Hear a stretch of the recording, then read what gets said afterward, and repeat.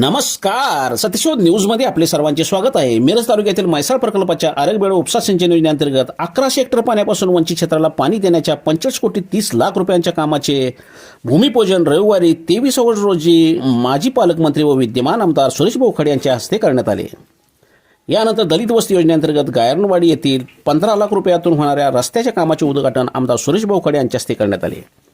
यावेळी आमदार सुरेश भाऊ खडे यांच्या उपस्थितीत नरवाड ते विजयनगर रस्त्याच्या शेतकऱ्यांनी भाजपमध्ये जाहीर प्रवेश केला.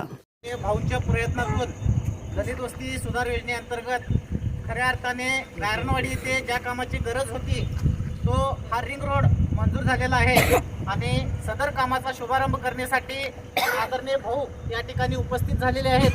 सर्वप्रथम मी समस्त नरवाडकर वासियांच्या वतीने भाऊंचं सहर्ष असं स्वागत करतो आणि या रस्त्यासाठी तब्बल 12,61,15 लाख इतका निधी मंजूर केल्याबद्दल भाऊंचं मी अभिनंदन करतो आणि सर्व गायरनवाडीकर वासियांना शुभेच्छा देतो.